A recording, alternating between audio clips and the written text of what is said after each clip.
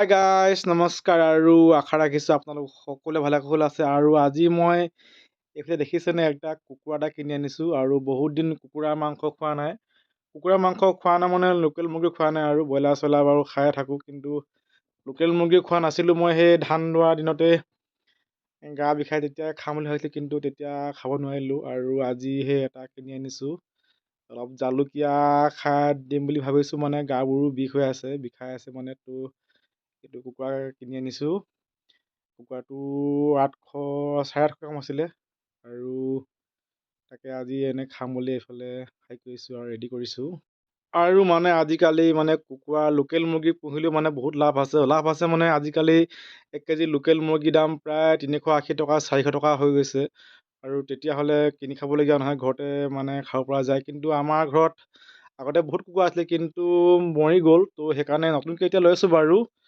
ত' ঘৰতে সেইকাৰণে নাই আৰু খাবলগীয়া, ত' সেইকাৰণে কিনি আনিবলগীয়া হৈছে। আৰু আপোনালোকে পাৰিলে ঘৰত মুৰ্গী খাবলৈ এনেকৈ পুহি ল'ব। পুহি ল'লে মানে আপোনাৰ পইচাটো মানে ৰখি যাব, ত' ঘৰতে খাব পাৰিব আৰু ভালকৈ ধুনীয়াকৈ।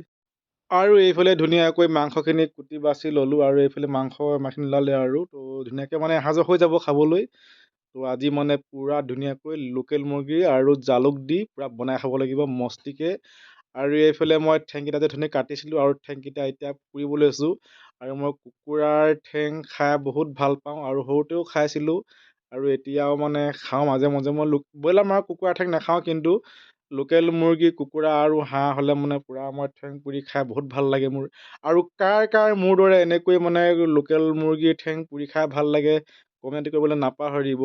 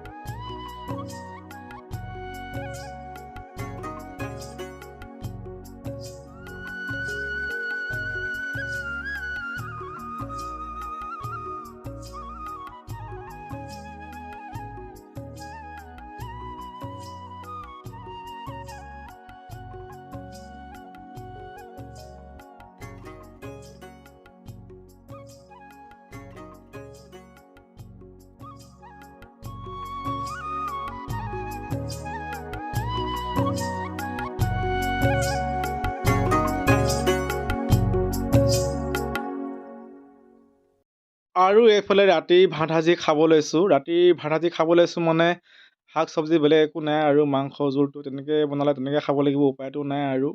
আৰু আমাৰ প্ৰায় তেনেকৈয়ে খোৱা হয়, দাইল থাকিলে মানে ভাজি অলপ বনোৱা হয়, আৰু যদি পিটিকা চিটিকা থাকে তাকে অলপ বনাই পিনি খাওঁ আৰু।